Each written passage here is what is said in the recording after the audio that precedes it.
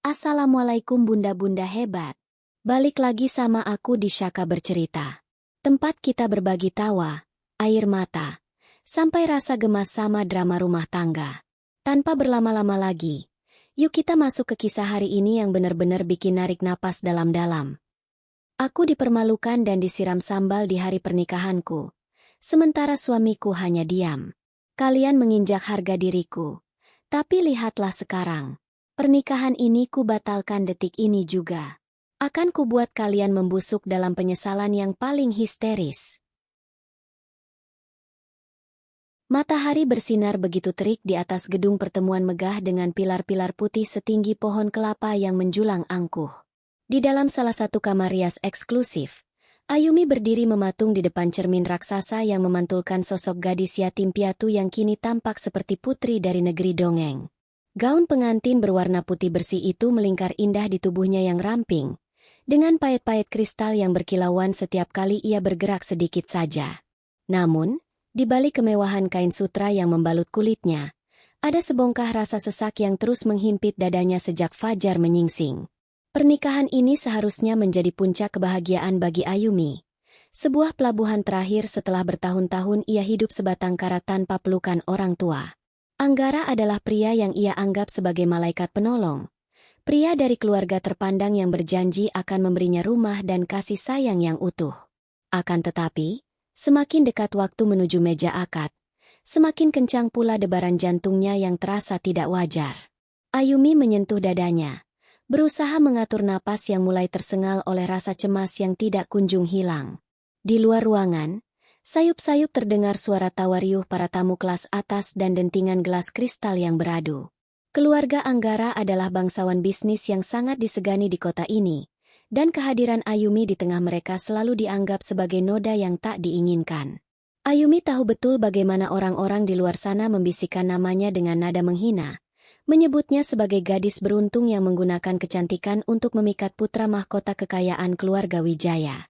Ia sudah sering menelan ludah pahit saat mendengar sindiran-sindiran itu selama 2 tahun masa perkenalan mereka. Ayumi telah berusaha keras untuk memantaskan diri, belajar etiket, cara bicara, hingga cara berpakaian agar tidak memalukan Anggara. Namun, sebanyak apapun usaha yang ia lakukan, di mata keluarga besar pria itu, ia tetaplah seorang gadis dari panti asuhan yang tidak memiliki garis keturunan yang bisa dibanggakan. Rasa rendah diri itu muncul kembali sekarang, merayap perlahan dari ujung kakinya hingga membuat jemarinya terasa sedingin es di tengah suhu ruangan yang sejuk. Tiba-tiba, pintu kamar rias terbuka dengan bantingan keras yang mengejutkan Ayumi hingga ia hampir tersungkur. Melalui pantulan cermin, ia melihat Ibu Ratna masuk dengan langkah kaki yang tegas dan angkuh. Wanita itu mengenakan kebaya beludru berwarna merah marun yang tampak sangat mahal, dengan perhiasan berlian yang melingkar di leher dan jemarinya. Wajah Ratna tidak menunjukkan rona bahagia sebagai seorang ibu yang akan menikahkan putranya, melainkan gumpalan kemarahan yang tertahan di balik riasan wajahnya yang tebal. Matanya yang tajam langsung menghujam ke arah Ayumi, menelanjangi setiap inci penampilan gadis itu dengan tatapan penuh jijik. Ayumi membalikkan badan, mencoba memaksakan sebuah senyum sopan meski lututnya terasa lemas.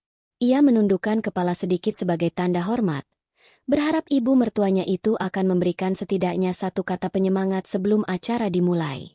Namun, keheningan yang menyusul setelah pintu tertutup justru terasa lebih mencekam daripada suara bising di luar tadi. Sudah puas mematut diri di depan cermin itu? Tanya Ibu Ratna dengan nada suara yang rendah namun sangat tajam, seolah setiap kata adalah mata pisau yang siap mengiris kulit Ayumi. Ayumi tersentak. Ia meremas kain gaunnya dengan kuat hingga jemarinya memutih. "Ibu, terima kasih sudah datang." Ayumi hanya ingin memastikan semuanya rapi agar tidak mengecewakan keluarga ibu. Jawabnya dengan suara yang bergetar hebat. Ratna melangkah mendekat. Aroma parfumnya yang menyengat memenuhi indera penciuman Ayumi, menciptakan rasa mual yang mendadak. Ratna meraih dagu Ayumi dengan kasar, memaksa gadis itu untuk menatap langsung ke dalam matanya yang dingin. "Jangan sebut namamu bersandingan dengan keluarga saya. Kamu pikir dengan memakai gaun seharga ratusan juta ini, darah rendahmu akan berubah menjadi biru? Kamu tetaplah sampah yang dipungut Anggara dari jalanan, dan selamanya kamu akan tetap menjadi sampah di rumah saya." desis Ratna tepat di depan wajah Ayumi. Air mata mulai menggenang di sudut mata Ayumi. Namun ia sekuat tenaga menahannya agar tidak merusak riasan wajah yang telah dikerjakan oleh perias ternama selama 3 jam. Hatinya terasa remuk mendengar hinaan yang begitu terang-terangan di hari yang seharusnya suci ini. Ia ingin bertanya mengapa Ratna begitu membencinya.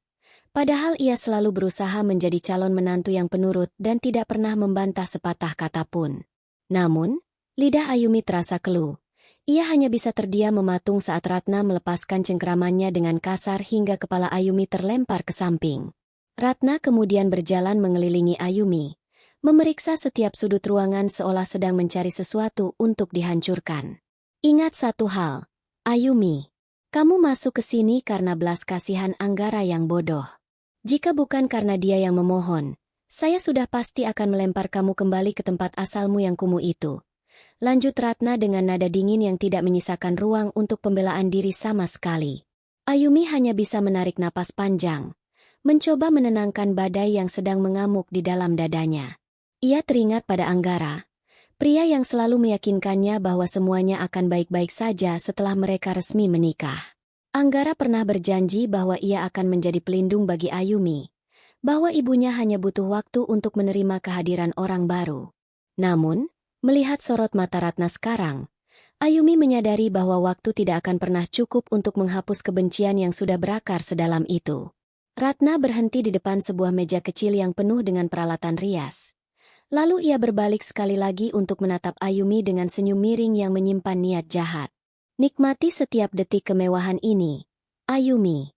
Karena setelah janji itu diucapkan, hidupmu akan menjadi neraka yang paling nyata. Ucap Ratna sebelum akhirnya berbalik dan melangkah keluar kamar dengan suara sepatu hak tinggi yang beradu keras dengan lantai marmer. Sepeninggal Ratna, Ayumi terduduk lemas di kursi riasnya. Ia menutup wajahnya dengan kedua tangan, membiarkan beberapa tetes air mata jatuh melintasi sela-sela jarinya. Rasa takut yang sejak tadi menghantuinya kini telah berubah menjadi kepastian yang mengerikan. Ia merasa seperti domba yang sedang berjalan menuju kandang serigala, bukan menuju sebuah pernikahan yang penuh berkah. Ayumi menatap cincin pertunangan di jarinya, mencoba mencari kekuatan dari sana, namun yang ia rasakan hanyalah beban yang semakin berat. Di kejauhan, suara pembawa acara mulai terdengar melalui pengeras suara, memanggil para saksi dan pengantin pria untuk segera menempati tempat yang telah disediakan. Ayumi tahu ia tidak punya jalan kembali sekarang.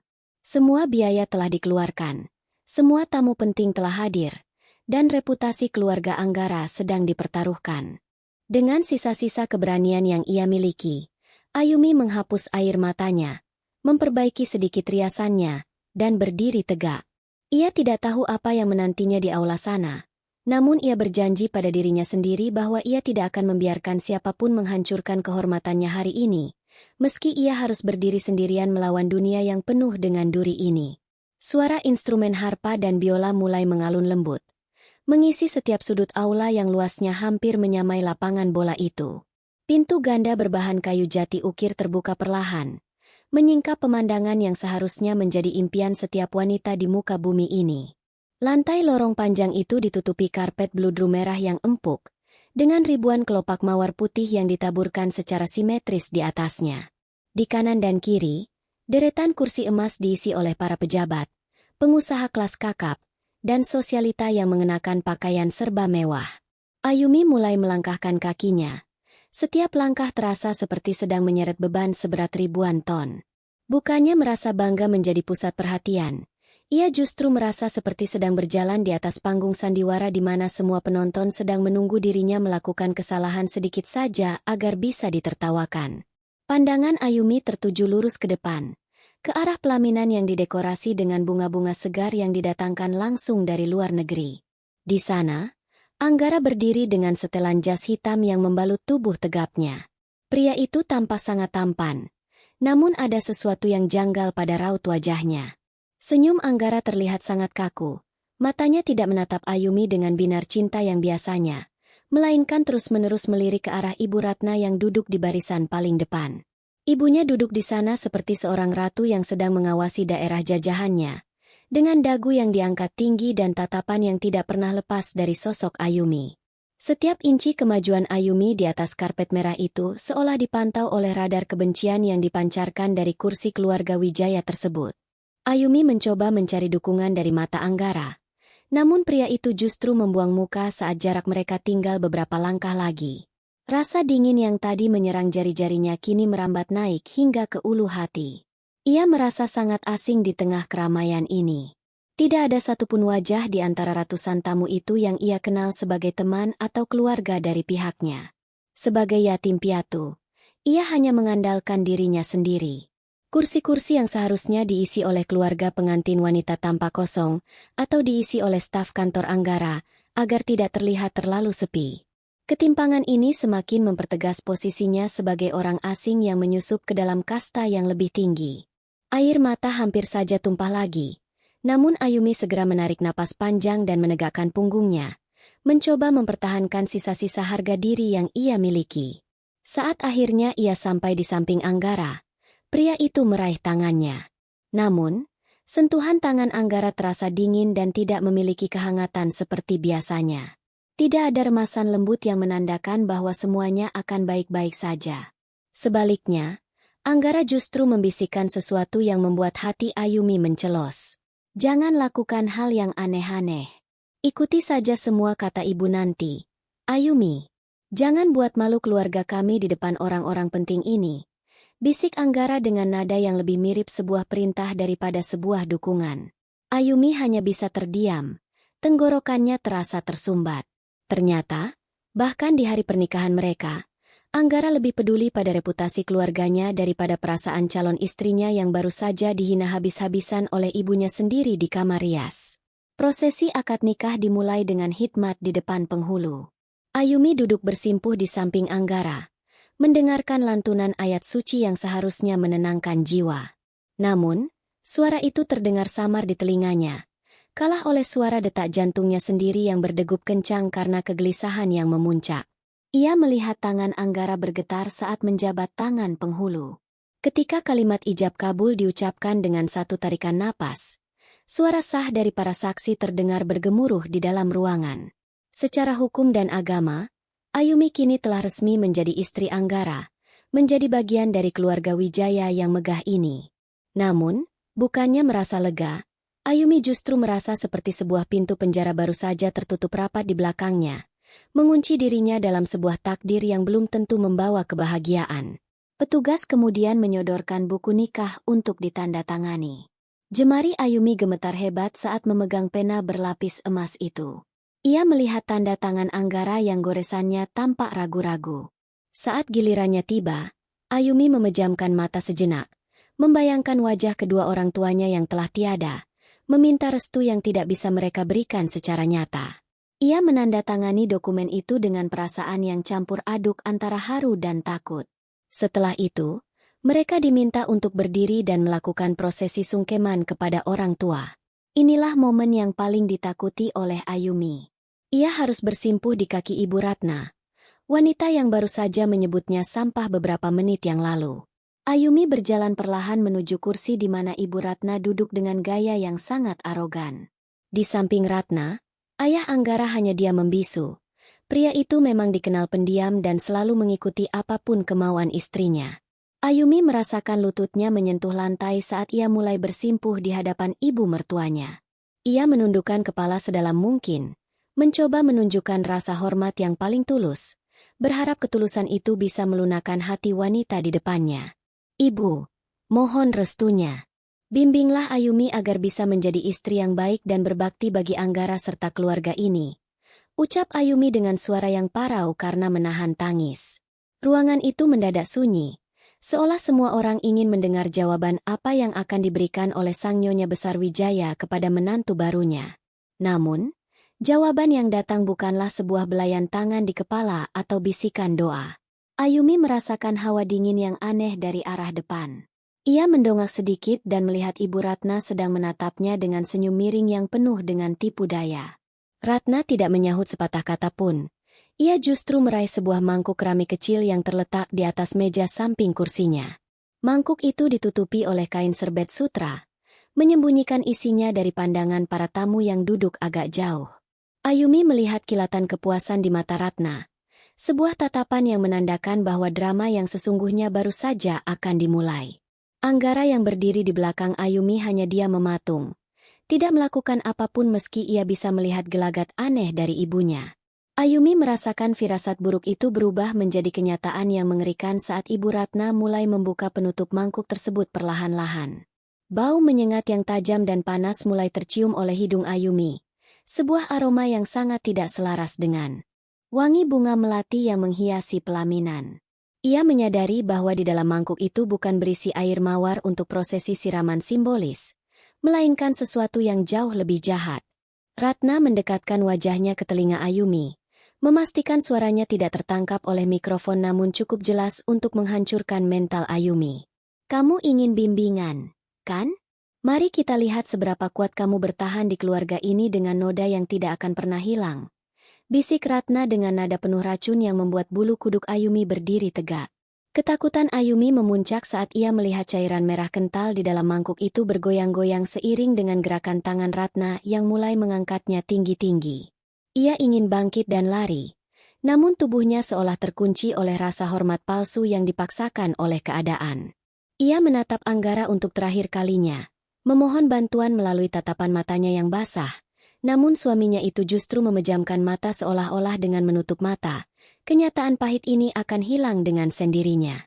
Di bawah lampu kristal yang bersinar terang, Ayumi menyadari bahwa hari pernikahannya yang megah ini hanyalah sebuah panggung untuk penghinaan terbesar dalam hidupnya, dan ia adalah sang pemeran utama yang akan segera dipermalukan di depan seluruh dunia. Ayumi memejamkan mata, pasrah pada apapun yang akan menimpanya, sementara tawa kecil tertahan mulai terdengar dari bibir merah menyala milik Ibu Ratna. Tangan Ibu Ratna yang dihiasi kuku-kuku panjang berwarna merah darah itu perlahan-lahan mengangkat mangkuk keramik di hadapan wajah Ayumi. Aroma cabai yang menyengat dan minyak panas yang mulai mendingin menusuk hidung Ayumi dengan begitu agresif, menciptakan rasa perih instan bahkan sebelum cairan itu menyentuh kulitnya. Ayumi masih bersimpuh, lututnya terasa sakit menekan lantai marmer yang dingin, namun rasa sakit itu tidak sebanding dengan kengerian yang sedang ia saksikan.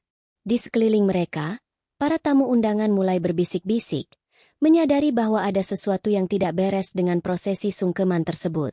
Beberapa orang mulai memajukan tubuh mereka, ingin melihat lebih jelas apa yang sedang dilakukan oleh sang nyonya besar Wijaya kepada menantu barunya yang malang.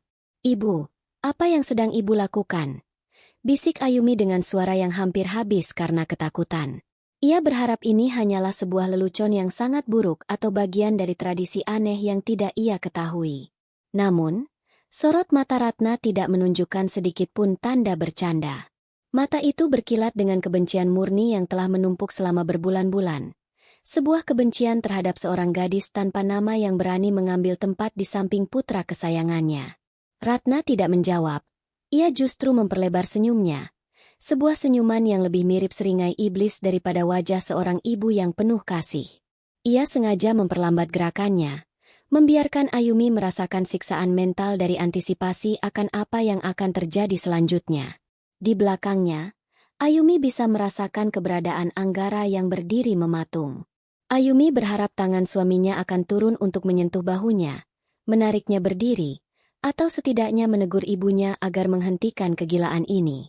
Namun, Anggara tetap diam seperti patung lilin yang tidak bernyawa.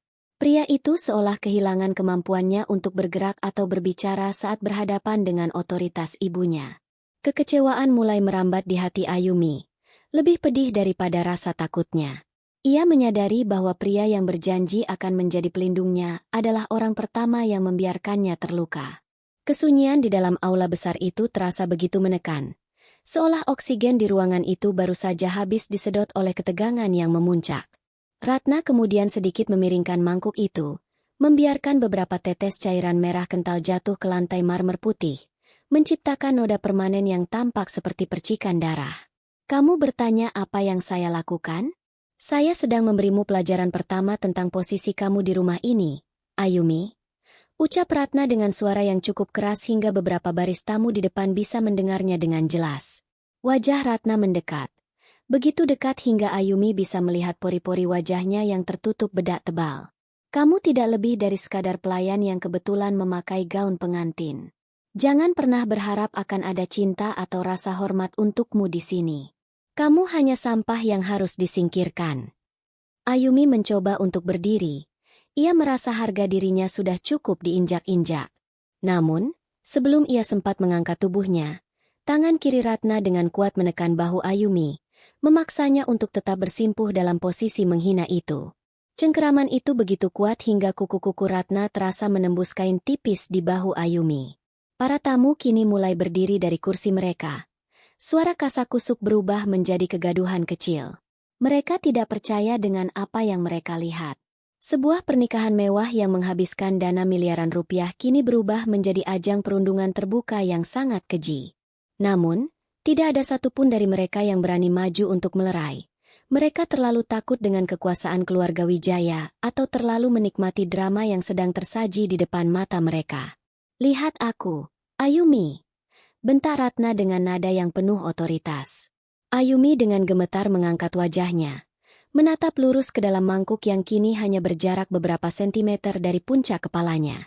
Di dalam sana, gumpalan biji cabai dan potongan bumbu merah tampak seperti lava yang siap meletus. Ayumi melihat bayangan wajahnya yang pucat pasi terpantul di permukaan minyak yang mengilap di dalam mangkuk tersebut. Ia merasa dunianya sedang runtuh secara perlahan. Impian tentang keluarga yang hangat, tentang masa depan yang cerah bersama Anggara, dan tentang status baru yang akan melindunginya. Semuanya hancur berkeping-keping tepat di bawah kaki ibu mertuanya. Ratna tertawa kecil. Suara tawa yang terdengar sangat merdu namun menyimpan racun yang mematikan. Ia melirik ke arah Anggara yang masih menunduk, lalu kembali menatap Ayumi dengan tatapan kemenangan. Anggara tidak akan menolongmu. Tidak ada orang di ruangan ini yang akan menolongmu. Kamu sendirian, Ayumi. Sama seperti saat kamu menangis di panti asuhan itu, kamu akan selalu menjadi orang buangan yang tidak diinginkan. Kata-kata itu menghujam jantung Ayumi lebih dalam daripada pedang manapun. Kenangan masa kecilnya yang pahit sengaja dibuka kembali oleh Ratna untuk menghancurkan mentalnya sebelum serangan fisik itu dilakukan. Ayumi merasakan air mata mulai mengalir deras di pipinya, merusak riasan wajah yang mahal itu. Ia tidak lagi menangis karena takut, melainkan karena rasa sakit hati yang luar biasa. Ia menatap Anggara untuk terakhir kalinya, memberikan kesempatan terakhir bagi pria itu untuk bertindak sebagai seorang suami. Anggara, tolong! Bisik Ayumi dengan sisa-sisa kekuatannya. Namun, Anggara justru memundurkan langkahnya satu depa, seolah ingin menjaga jarak agar tidak terkena imbas dari apa yang akan dilakukan ibunya. Pengkhianatan itu terasa lengkap sudah. Di saat itulah, Ayumi menyadari bahwa ia telah salah memberikan cintanya pada orang yang salah. Ibu Ratna yang melihat keraguan di mata putranya justru semakin bersemangat. Ia mengangkat mangkuk itu lebih tinggi lagi, tepat di atas kepala Ayumi yang terbalut kerudung pengantin transparan yang sangat indah. Ini adalah sambal spesial yang saya siapkan sendiri untukmu. Anggap saja ini sebagai mahar tambahan dari saya agar kamu selalu ingat siapa majikanmu di sini. Teriak Ratna dengan nada yang sangat menghina. Ia tidak lagi peduli dengan citra keluarganya di mata tamu. Baginya, menghancurkan Ayumi jauh lebih penting daripada reputasi sesaat. Ratna ingin memastikan bahwa Ayumi tidak akan pernah berani mengangkat kepalanya lagi di hadapannya. Dengan satu gerakan sentakan yang kasar, Ratna membalikan mangkuk itu sepenuhnya. Ayumi hanya bisa memejamkan mata dengan sangat rapat dan mengepalkan tangannya kuat-kuat. Ia merasakan cairan kental, panas, dan berminyak itu mengguyur puncak kepalanya, merembes masuk ke balik serat kain gaunnya, dan mulai mengalir turun ke wajah serta matanya. Rasa panas yang membakar seketika menjalar di kulitnya yang sensitif. Ayumi tidak berteriak. Ia justru menggigit bibirnya hingga berdarah, mencoba menahan rasa sakit yang luar biasa pedih itu. Di tengah guyuran sambal merah yang menodai kesucian gaun putihnya, Ayumi merasakan sesuatu yang lain bangkit di dalam jiwanya. Bukan lagi rasa takut, melainkan sebuah amarah dingin yang mulai membeku, sebuah janji pembalasan yang akan ia tepati suatu hari nanti. Cairan kental berwarna merah menyala itu merambat turun dari puncak kepala Ayumi, melewati dahi, dan mulai membasahi kelopak matanya yang tertutup rapat. Rasa panas yang menyengat segera menyerang kulit wajahnya yang sensitif, menciptakan sensasi terbakar yang luar biasa hebat. Sambal itu bukan sekadar bumbu dapur biasa, melainkan racikan yang sengaja dibuat sangat pedas dan berminyak agar sulit dibersihkan dari kain sutra putih yang melekat di tubuhnya. Ayumi bisa merasakan butiran biji cabai tersangkut di bulu matanya, sementara minyak kemerahan mulai menodai kerah gaun pengantinnya yang berhias payet mutiara. Aroma bawang dan terasi yang tajam kini menggantikan wangi parfum mahal di seluruh penjuru pelaminan, menciptakan kontras yang sangat memuakkan di tengah kemegahan aula tersebut. Jeritan kaget serentak terdengar dari arah kursi tamu undangan. Beberapa sosialita menutupi mulut mereka dengan kipas, sementara para pria terbelalak tidak percaya melihat adegan kekerasan yang terpampang nyata di depan mata mereka. Ibu Ratna berdiri tegak dengan mangkuk kosong di tangannya. Napasnya memburu karena kepuasan yang meluap-luap. Ia menatap menantu barunya itu dengan pandangan yang sangat merendahkan. Seolah Ayumi adalah hama yang baru saja ia siram dengan racun. Itu adalah warna yang pantas untukmu, Ayumi. Merah seperti asal-usulmu yang liar. Bukan putih suci seperti keluarga kami. Teriak Ratna tanpa rasa malu sedikitpun. Suaranya menggema di seluruh ruangan, memecah kesunyian yang mencekam pasca kejadian traumatis tersebut. Ayumi masih bersimpuh, namun tubuhnya mulai bergetar hebat. Rasa perih di matanya membuat air mata mengalir secara alami. Namun air mata itu justru memperparah rasa terbakar karena bercampur dengan sari cabai yang tajam. Ia mencoba mengusap wajahnya dengan punggung tangan, namun hal itu justru membuat noda merah semakin menyebar luas, menutupi pipi dan dagunya. Gaun putih yang tadinya menjadi simbol harapan kini tampak mengerikan, seperti kanvas yang disiram cat darah secara sembarangan. Ayumi merasakan hawa panas menjalar ke seluruh tubuhnya, bukan hanya karena sambal itu, melainkan karena rasa malu yang begitu dalam hingga rasanya ia ingin bumi terbelah dan menelannya saat itu juga. Di sampingnya, Anggara masih mematung. Ayumi menoleh perlahan ke arah suaminya dengan mata yang merah dan berair. Ia berharap melihat kemarahan di wajah Anggara, berharap melihat pria itu membentak ibunya atau setidaknya memberikan sapu tangan untuk menyeka wajahnya. Namun, yang ia dapati hanyalah kekosongan. Anggara menatap gaun Ayumi yang hancur dengan tatapan jijik, seolah ia lebih peduli pada noda yang mungkin menciprat ke jas mahalnya daripada penderitaan istrinya. "Ibu, kenapa harus sekarang? Tamu-tamu melihat kita," keluh Anggara dengan nada suara yang pengecut. Bukannya membela Ayumi, ia justru mengkhawatirkan pandangan orang lain terhadap keluarganya. Kalimat itu menjadi paku terakhir yang menghujam peti mati cinta Ayumi untuk pria di sampingnya. Ayumi menarik napas panjang, menghirup aroma cabai yang menyesakkan dadanya.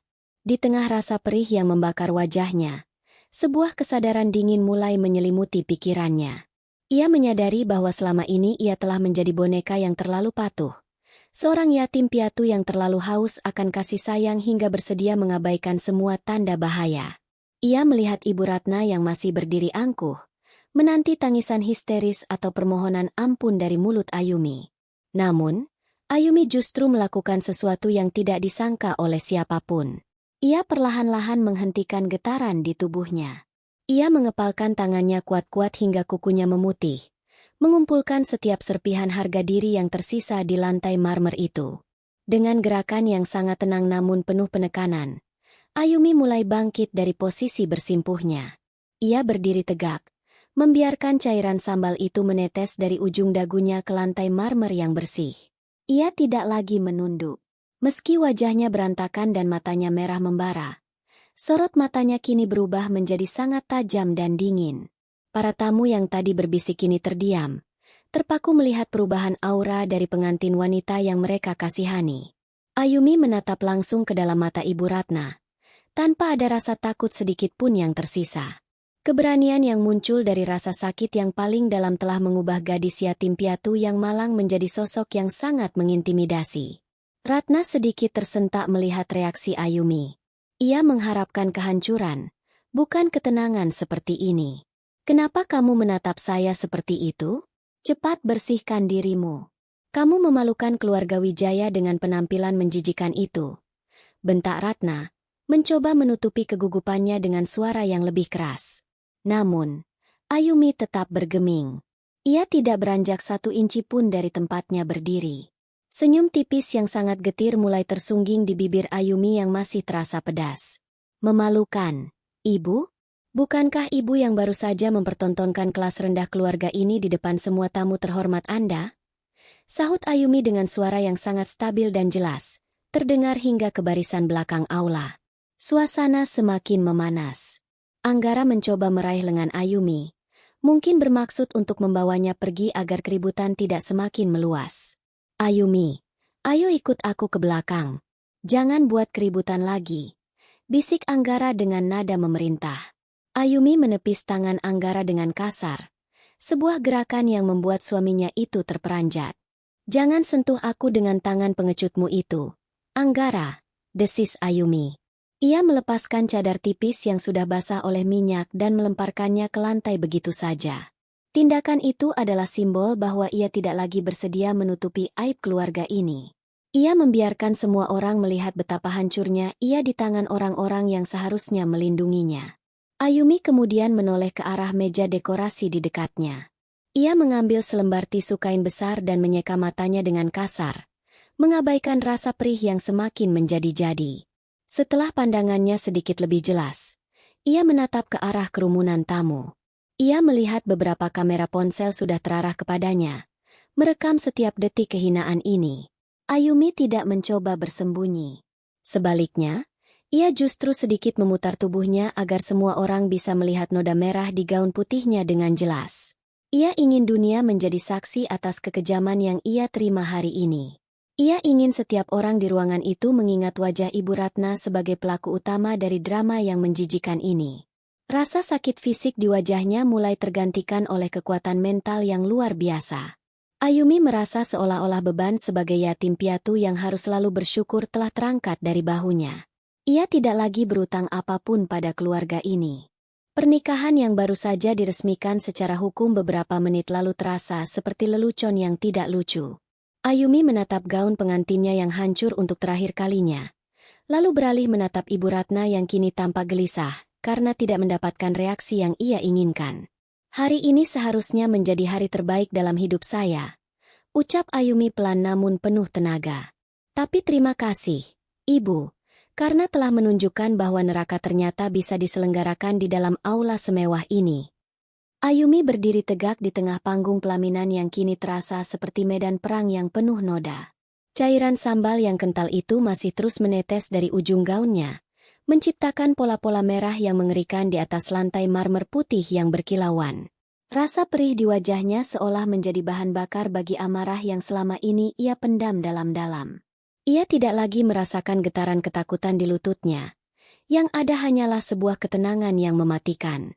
Pandangan matanya yang merah dan berair tertuju lurus pada Anggara, pria yang baru saja mengucapkan janji suci untuk menjaganya dalam suka maupun duka. Namun, yang ia lihat hanyalah seorang pria penakut yang menyembunyikan tangannya di balik saku jas mahal, tidak berani menentang kegilaan ibunya sendiri. Anggara, lihat aku, ucap Ayumi dengan suara yang rendah namun mampu menembus kebisingan bisik-bisik tamu undangan di seluruh penjuru aula.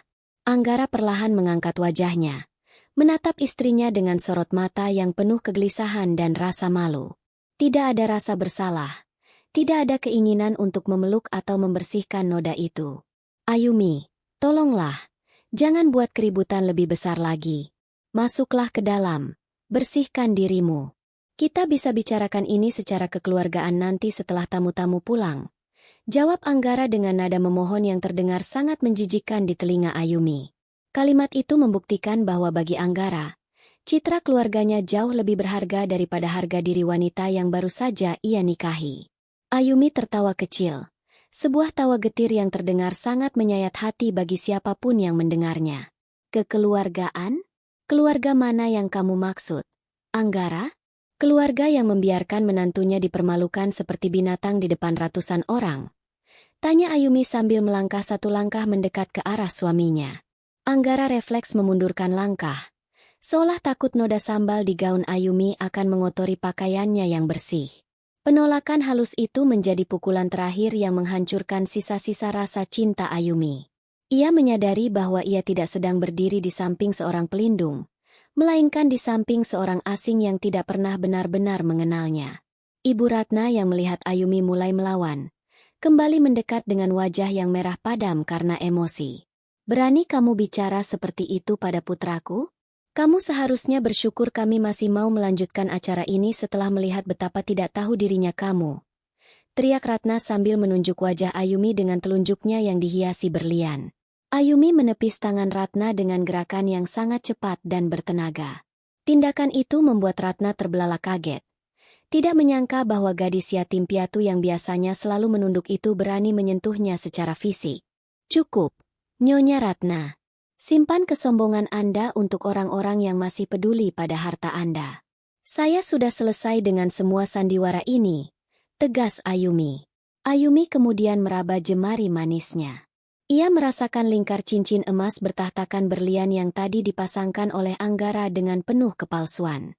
Dengan sentakan yang pasti, ia menarik cincin itu keluar dari jarinya. Proses itu terasa sangat memuaskan.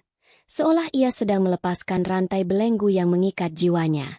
Ia menggenggam cincin itu sejenak, lalu menatap Anggara yang kini tampak pucat pasi. Kamu bilang ini adalah simbol ikatan abadi kita? Bagiku, ini hanyalah simbol kelemahanmu, ucap Ayumi. Ia meletakkan cincin itu di telapak tangan Anggara yang lemas, lalu menutup jemari pria itu dengan kasar. Pernikahan ini tidak akan pernah berlanjut ke tahap resepsi. Bahkan, aku membatalkan semuanya sekarang juga. Pernyataan Ayumi memicu gelombang keterkejutan yang lebih besar di dalam ruangan. Para tamu mulai berdiri, beberapa di antaranya sibuk merekam kejadian itu dengan ponsel mereka. Pembatalan pernikahan di tengah acara besar keluarga Wijaya akan menjadi skandal terbesar tahun ini. Ibu Ratna tampak hampir pingsan karena menanggung malu, namun amarahnya jauh lebih besar. Kamu pikir kamu siapa bisa membatalkan pernikahan ini? Kamu tidak punya apa-apa. Tanpa keluarga kami, kamu kembali menjadi gelandangan. Hardik Ratna dengan suara melengking. Ayumi hanya tersenyum dingin menanggapi makian itu. Ia merasa jauh lebih kaya sekarang karena telah mendapatkan kembali harga dirinya yang sempat ia gadaikan demi cinta yang semu. Lebih baik menjadi gelandangan yang memiliki kehormatan daripada menjadi bagian dari keluarga kaya yang jiwanya sudah busuk seperti sampah, balas Ayumi dengan tenang. Ia kemudian berbalik badan, membelakangi pelaminan yang megah namun terasa sangat hampa itu. Ia melihat jalan keluar yang panjang.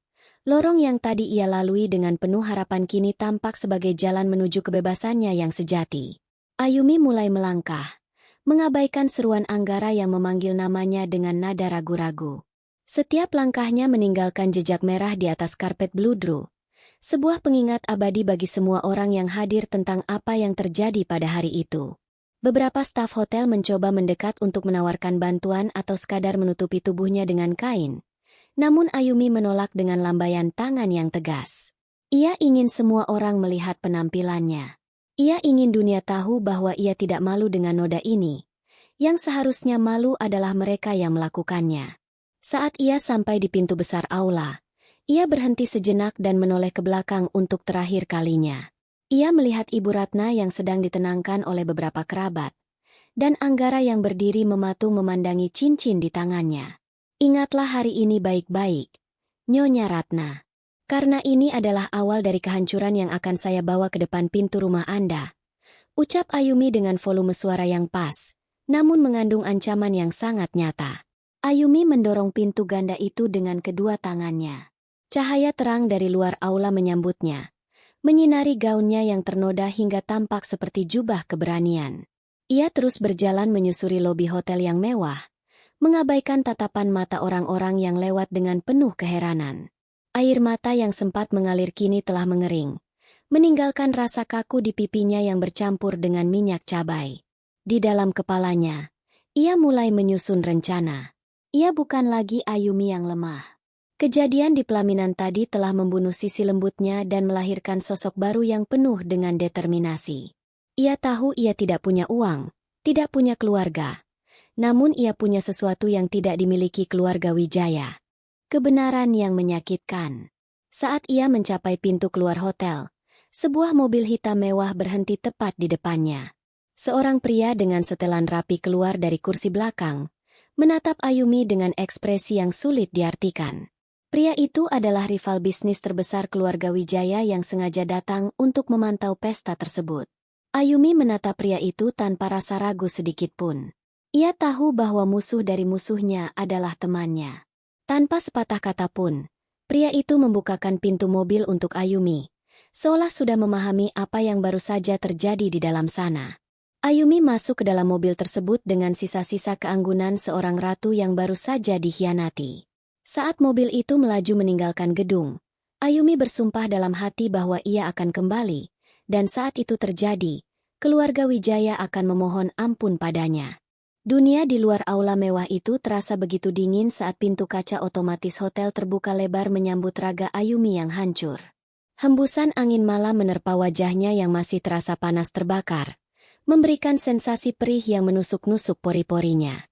Ayumi tidak memedulikan tatapan ngeri dari petugas keamanan atau bisik-bisik para tamu hotel yang sedang menunggu jemputan di lobi.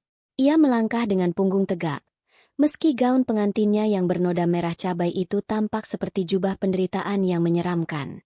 Di dalam mobil hitam yang baru saja ia masuki, suasana hening menyelimuti. Pria di sampingnya, Baskoro, adalah sosok yang selama ini dikenal sebagai pesaing tunggal yang mampu menggetarkan tahta bisnis keluarga Wijaya. Baskoro tidak mengucapkan sepatah kata pun. Ia hanya menyodorkan sekotak tisu basah dan sebotol air mineral dengan gerakan yang sangat sopan namun menjaga jarak. Ayumi menerima pemberian itu dengan tangan yang masih sedikit gemetar. Ia mulai menyeka wajahnya perlahan, mencoba menghilangkan sisa-sisa biji cabai yang menyangkut di kulitnya. Setiap usapan mendatangkan rasa perih yang luar biasa. Namun Ayumi tidak merintih. Ia menatap pantulan dirinya di kaca jendela mobil yang gelap. Wajahnya memerah. Bukan karena malu, melainkan karena iritasi kimia dari sambal yang disiramkan Ibu Ratna. "Terima kasih sudah membawa saya keluar dari neraka itu, Tuan Baskoro," ucap Ayumi dengan suara yang parau namun terdengar sangat tegas. Baskoro hanya mengangguk kecil. Matanya tetap menatap lurus ke arah jalanan kota yang dipenuhi lampu warna-warni. "Saya tidak suka melihat potensi yang disia-siakan oleh orang-orang arogan seperti mereka, Ayumi. Kamu punya sesuatu yang tidak mereka miliki, ketangguhan seorang penyintas," jawab Baskoro dengan nada bicara yang berat dan penuh wibawa. Mobil terus melaju membelah kemacetan, meninggalkan gedung pertemuan yang kini pasti sedang gempar karena pembatalan pernikahan mendadak itu. Ayumi tahu bahwa besok pagi, wajahnya akan menghiasi berbagai portal berita daring dengan tajuk yang menyudutkan. Ibu Ratna pasti akan menggunakan seluruh kekuatan medianya untuk membuat Ayumi terlihat sebagai pengantin yang tidak tahu diri atau mengalami gangguan jiwa. Namun, Ayumi tidak lagi merasa takut. Rasa takutnya telah menguap bersama siraman sambal tadi sore. Ia mengepalkan tangannya di atas pangkuan, meremas kain sutra yang sudah kaku karena minyak cabai yang mengering. Ia mulai menyusun rencana di dalam kepalanya, menghubungkan setiap detail informasi yang pernah ia dengar selama 2 tahun menjadi peliharaan keluarga Wijaya. Ia tahu rahasia-rahasia kecil yang mereka sembunyikan di balik laporan keuangan yang tampak sempurna itu. Baskoro melirik ke arah Ayumi, melihat kilatan mata gadis itu yang kini penuh dengan determinasi. "Apa yang akan kamu lakukan sekarang? Kamu tidak punya tempat tinggal, dan semua akses perbankanmu mungkin sudah diblokir oleh Anggara atas perintah ibunya," tanya Baskoro seolah sedang menguji kesiapan mental Ayumi. Ayumi tersenyum tipis, sebuah senyuman yang mengandung racun pembalasan. "Saya memang tidak punya uang, Tuan. Tapi saya punya bukti-bukti penggelapan pajak yang dilakukan Ibu Ratna melalui yayasan amal palsunya. Saya pernah secara tidak sengaja melihat berkas itu saat Anggara mabuk dan meninggalkan tas kerjanya terbuka di apartemen," ungkap Ayumi tanpa ragu. Baskoro sedikit mengangkat alisnya, tanpa terkesan dengan kejujuran dan ketajaman ingatan gadis di sampingnya ini. "Itu adalah senjata yang sangat berbahaya, Ayumi. Jika kamu salah melangkah, mereka bisa melenyapkanmu dalam semalam," peringat Baskoro. Namun, Ayumi justru tertawa kecil. Suara tawa yang terdengar sangat dingin di tengah keheningan mobil. "Mereka sudah mencoba melenyapkan harga diri saya di depan ratusan orang terpandang. Apa lagi yang bisa mereka lakukan? Membunuh saya? Saya sudah mati rasa sejak tadi di pelaminan. Sekarang, saya hanya ingin melihat Ibu Ratna bersimpuh di kaki saya dengan gaun yang lebih kotor daripada yang saya pakai sekarang," balas Ayumi. Baskoro terdiam sejenak, Lalu ia memberikan sebuah kartu nama berwarna perak kepada Ayumi. Datanglah ke alamat ini besok pagi pukul 8 tepat. Aku akan memberimu perlindungan dan panggung yang kamu butuhkan untuk menghancurkan mereka. Tapi ingat, di duniaku, tidak ada bantuan yang benar-benar gratis. Ayumi menerima kartu nama itu dan membacanya dengan saksama.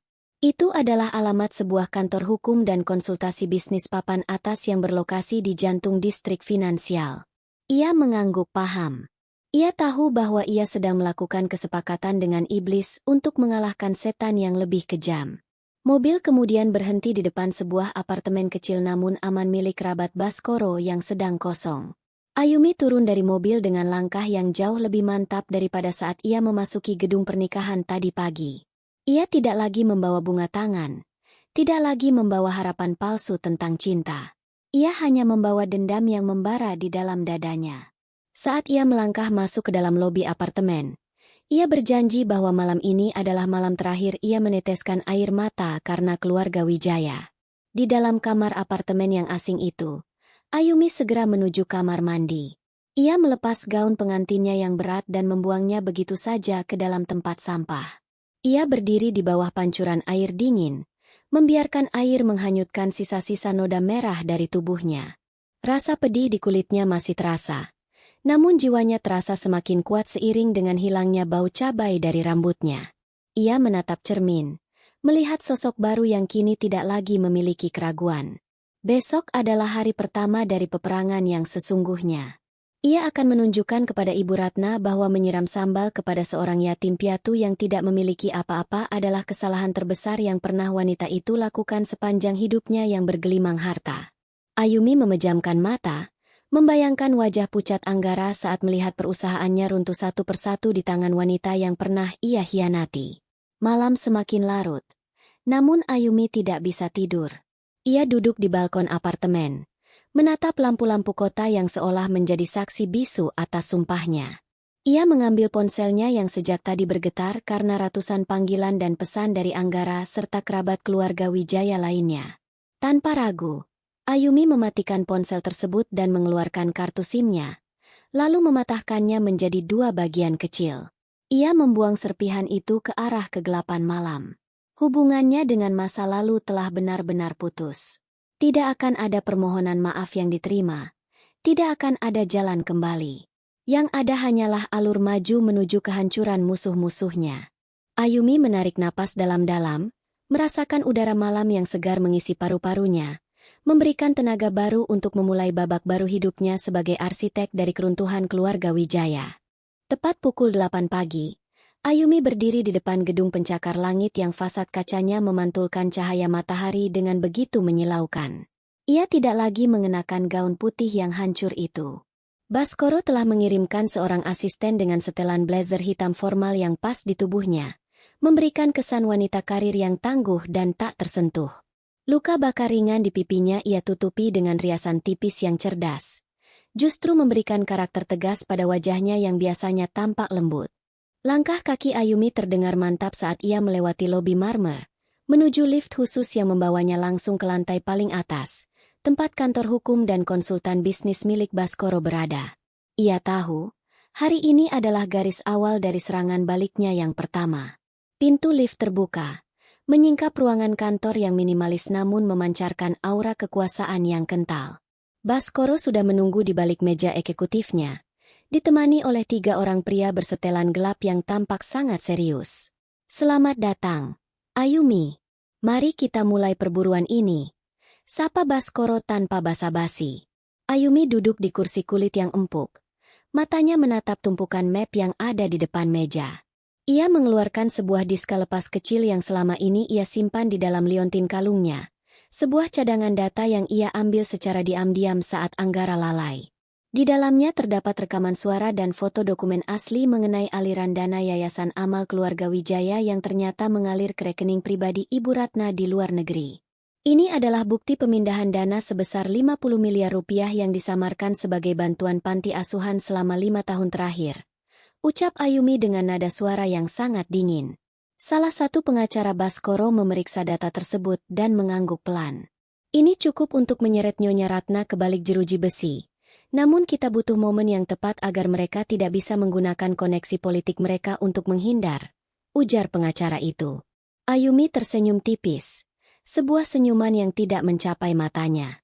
Ia sudah memikirkan momen itu.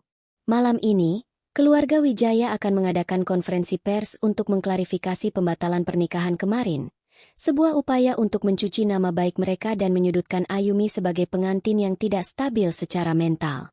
Mereka akan mengadakan siaran langsung di televisi nasional pukul 7 malam nanti, kata Ayumi. Ibu Ratna ingin mempermalukan saya untuk kedua kalinya. Dia ingin dunia percaya bahwa saya adalah pemeras yang gagal. Kita akan memberikan kejutan di tengah acara itu. Baskoro tampak sangat puas dengan keberanian Ayumi. Ia melihat gadis ini bukan lagi korban yang malang, melainkan senjata pemusnah massal yang siap diledakkan tepat di jantung pertahanan musuh. Baskoro segera memerintahkan tim IT-nya untuk meretas sistem layar besar di aula tempat konferensi pers akan berlangsung, memastikan bahwa saat Ibu Ratna mulai berbicara, dokumen-dokumen busuk itu akan terpampang nyata di belakang punggungnya. Sepanjang hari itu, Ayumi bekerja tanpa lelah. Ia tidak makan banyak, hanya meminum kopi hitam pahit yang seolah mencerminkan perasaannya. Ia meninjau kembali setiap aset yang dimiliki keluarga Wijaya, mencari titik lemah lainnya. Ia menemukan bahwa perusahaan konstruksi milik Anggara sedang dalam tahap akhir tender proyek pemerintah yang sangat besar. Jika skandal ini meledak, proyek itu akan dibatalkan, dan perusahaan keluarga Wijaya akan mengalami gagal bayar utang bank yang mencapai ratusan miliar rupiah. Ayumi merasa tidak ada belas kasihan lagi di hatinya. Bayangan siraman sambal dan tawa menghina Ibu Ratna terus berputar di kepalanya seperti kaset rusak, memperkuat tekadnya untuk menghancurkan mereka sampai ke akar-akarnya. Sore harinya, ponsel yang diberikan Baskoro bergetar. Sebuah notifikasi berita muncul. Keluarga Wijaya akan ungkap kebenaran di balik skandal pengantin yatim piatu. Ayumi menatap layar itu dengan tatapan kosong. Ia bisa membayangkan betapa angkuhnya wajah Ibu Ratna saat mempersiapkan naskah kebohongannya. Ia juga membayangkan Anggara yang pasti hanya akan duduk diam, mengikuti skenario ibunya seperti anjing peliharaan yang patuh.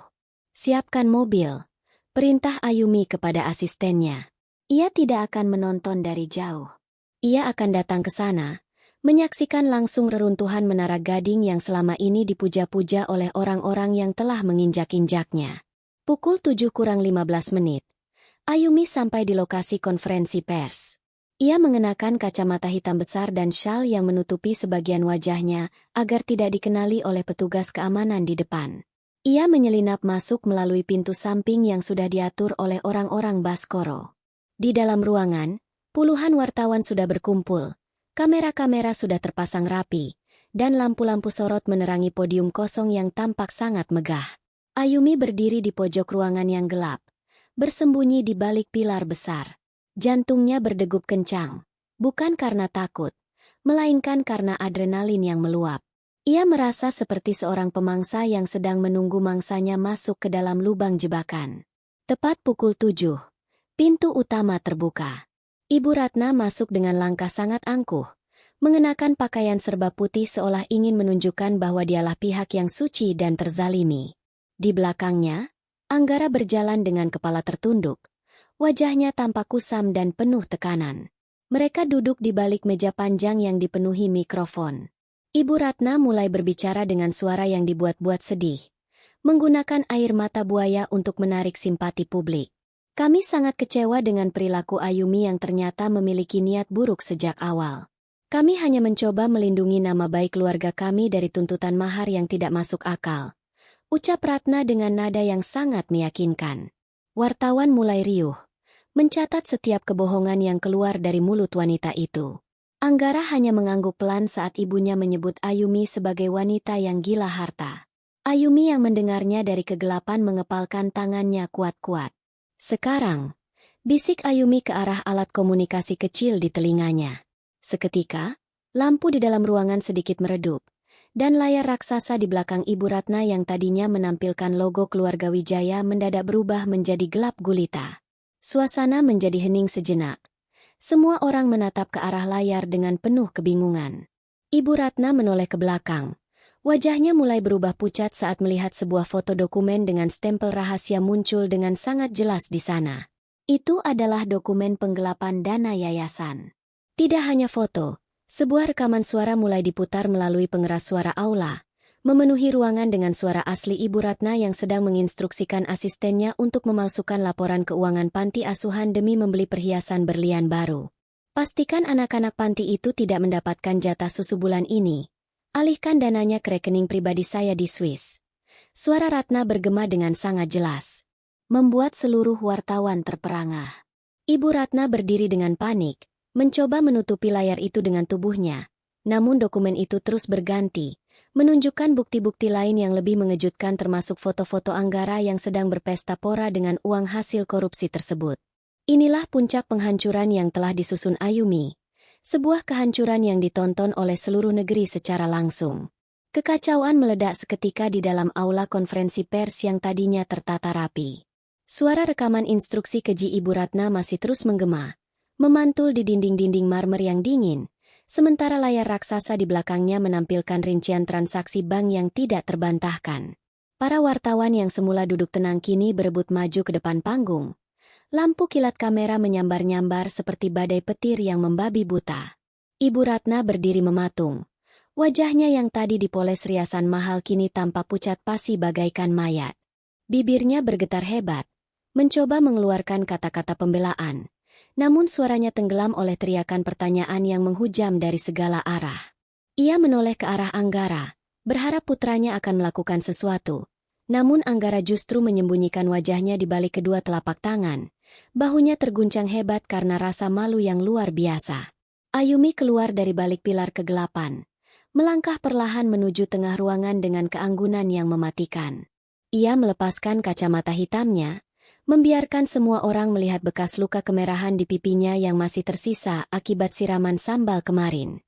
Saat para wartawan menyadari kehadirannya, kerumunan itu terbelah memberikan jalan bagi sang pengantin yang terbuang. Ayumi berdiri tepat di depan meja podium, menatap Ibu Ratna dengan pandangan yang penuh kemenangan dingin. Tidak ada lagi ketakutan di matanya. Yang tersisa hanyalah kepuasan melihat singgasana keangkuhan itu runtuh dalam hitungan menit. Apakah ini mahar tambahan yang Ibu maksud? Kebenaran yang akhirnya menemukan jalannya sendiri. Tanya Ayumi dengan suara yang sangat tenang namun terdengar jelas melalui salah satu mikrofon yang masih menyala. Ibu Ratna mencoba meraih gelas air di depannya dengan tangan yang gemetar hebat. Namun gelas itu justru terjatuh dan pecah berkeping-keping di lantai, persis seperti reputasi keluarganya saat ini. Kamu dalang di balik semua fitnah ini. Dasar ular berbisa. Teriak Ratna dengan suara melengking yang pecah karena kepanikan. Namun, teriakan itu justru semakin menyudutkannya. Karena di layar besar sekarang muncul video CCTV dari ruang rias pengantin yang menunjukkan momen tepat saat Ratna menghina Ayumi sebelum siraman sambal itu terjadi. Publik yang menonton siaran langsung di televisi nasional kini bisa melihat wajah asli sang Nyonya Besar Wijaya yang selama ini dikenal sebagai aktivis kemanusiaan. Citra suci yang ia bangun selama puluhan tahun hancur lebur di bawah kaki Ayumi. Anggara akhirnya mengangkat wajahnya, menatap Ayumi dengan mata yang merah dan penuh penyesalan yang terlambat. Ayumi, tolong hentikan semua ini. Kita bisa bicara. Aku akan menceraikanmu secara baik-baik dan memberimu apapun yang kamu mau.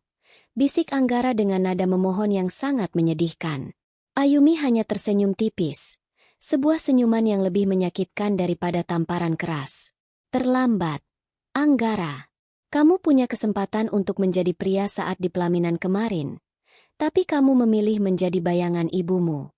Sekarang, kamu harus ikut tenggelam bersamanya. Balas Ayumi tanpa sedikit pun keraguan.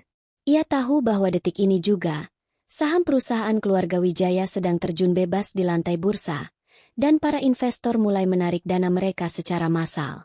Petugas keamanan hotel dan asisten keluarga Wijaya mencoba membubarkan paksa kerumunan wartawan. Namun mereka kalah jumlah oleh emosi massa yang merasa dibohongi oleh yayasan amal palsu tersebut. Di tengah kericuhan itu, beberapa pria bersetelan gelap dengan lencana kepolisian masuk ke dalam aula. Mereka berjalan lurus ke arah meja panggung. Ibu Ratna yang melihat kehadiran polisi langsung terduduk lemas di kursinya. Air mata aslinya kini mulai mengalir karena rasa takut akan penjara, bukan karena penyesalan. Salah seorang petugas menunjukkan surat perintah penangkapan atas dugaan tindak pidana pencucian uang dan penggelapan dana publik. Nyonya Ratna Wijaya, Anda harus ikut kami ke kantor pusat untuk pemeriksaan lebih lanjut. Tegas petugas tersebut sambil mengeluarkan borgol perak yang berkilau di bawah lampu sorot. Ayumi berdiri diam, menyaksikan Ibu Ratna digiring keluar dari aula dengan tangan terborgol di depan puluhan kamera yang terus mengabadikan momen kehancurannya. Ratna yang biasanya berjalan dengan kepala tegak, kini menunduk dalam dengan rambut yang acak-acakan. Tampak seperti seorang pesakitan yang kehilangan segala kekuatannya. Anggara pun tidak luput dari pemeriksaan. Ia dibawa sebagai saksi kunci yang kemungkinan besar akan ikut terseret karena namanya tercantum dalam beberapa dokumen transaksi ilegal tersebut. Saat melewati Ayumi, Anggara sempat berhenti sejenak, menatap istrinya dengan tatapan hampa yang kosong. Ayumi tidak membalas tatapan itu dengan benci, melainkan dengan ketidakpedulian yang mutlak. Baginya, Anggara sudah tidak lagi ada dalam dunianya. Aula yang tadinya penuh sesak perlahan mulai kosong seiring dengan perginya pihak kepolisian dan para wartawan yang mengejar mobil tahanan keluar gedung. Ayumi tetap berdiri di sana, di tengah ruangan yang kini berantakan dengan kertas-kertas pertanyaan dan kabel kamera. Ia menarik napas panjang, merasakan beban berat yang selama ini menghimpit pundaknya akhirnya terangkat sepenuhnya.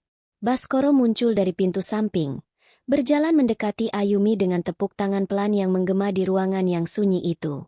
Pertunjukan yang sangat luar biasa. Ayumi, kamu benar-benar menghancurkan mereka sampai ke dasarnya. Puji Baskoro dengan raut wajah bangga. Ayumi menoleh, menatap pria yang telah membantunya itu dengan tatapan yang tetap waspada. Ini baru permulaan, Tuan Baskoro. Menghancurkan reputasi mereka adalah satu hal, tapi memastikan mereka tidak pernah bisa bangkit lagi adalah hal yang berbeda. Jawab Ayumi sambil merapikan blazernya. Ia tahu bahwa setelah badai ini, ia harus membangun hidupnya sendiri dari nol. Namun kali ini dengan fondasi yang jauh lebih kuat. Ia bukan lagi gadis yatim piatu yang bisa disiram sambal dan diam saja. Ia adalah wanita yang telah membuktikan bahwa kebenaran memiliki taring yang sangat tajam bagi mereka yang berani bermain dengan api. Sambil melangkah keluar dari gedung itu, Ayumi menatap langit malam yang luas. Ia tidak lagi membawa dendam yang membara, melainkan sebuah rencana besar untuk masa depannya yang kini sepenuhnya berada di bawah kendalinya sendiri. Tidak akan ada lagi yang bisa menyakitinya, karena ia telah belajar cara untuk membalas dengan cara yang paling elegan dan mematikan. Malam setelah badai di aula konferensi pers itu berlalu, Ayumi duduk di kursi belakang mobil mewah milik Baskoro, menatap rintik hujan yang mulai membasahi kaca jendela. Kota Jakarta yang biasanya bising kini terasa sunyi di telinganya, seolah-olah semesta memberikan ruang baginya untuk bernapas setelah peperangan yang melelahkan. Di layar ponsel barunya, berita mengenai penangkapan Ibu Ratna Wijaya menjadi topik utama yang paling banyak dibicarakan di seluruh negeri. Video detik-detik tangan angku itu diborgol telah ditonton jutaan kali, dan komentar netizen yang tadinya menghujat Ayumi kini berbalik memberikan dukungan luar biasa. Namun, Ayumi tidak merasa jumawa. Ia tahu bahwa kemenangan ini hanyalah satu anak tangga dalam rencananya yang lebih besar. Ia bukan lagi sekadar mencari keadilan, melainkan sedang membangun sebuah kekaisaran baru dari abu kehancuran keluarga Wijaya yang sombong itu. Baskoro melirik Ayumi melalui spion tengah, melihat ketenangan yang tidak biasa pada wajah gadis yang baru saja mengguncang dunia bisnis tersebut.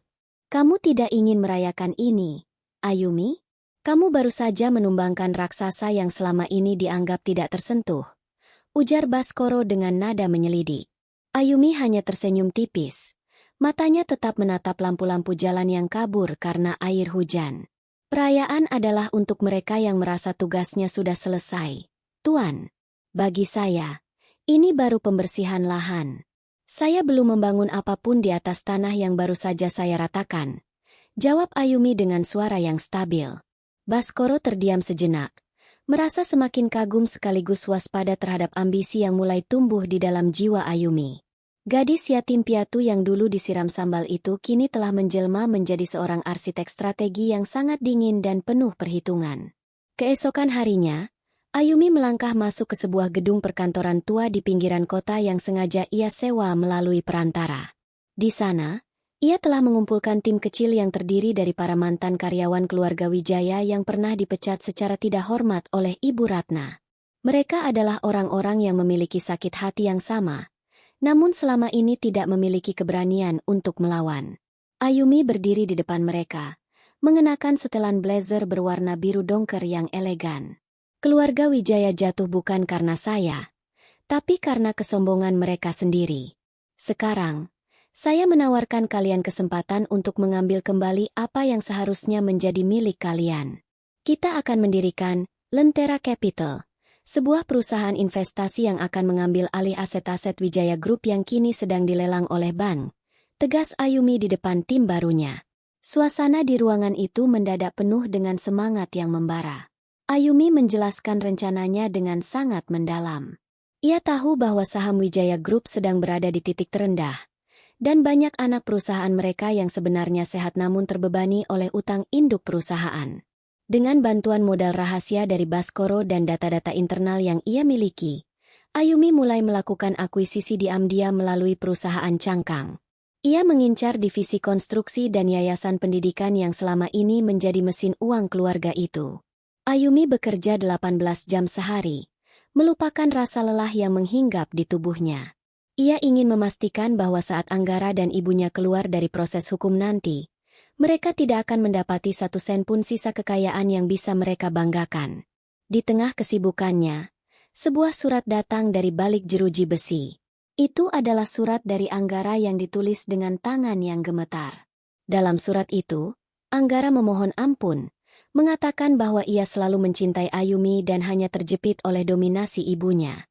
Anggara berjanji akan memberikan segalanya jika Ayumi mau mencabut laporan, atau setidaknya memberikan kesaksian yang meringankan di pengadilan.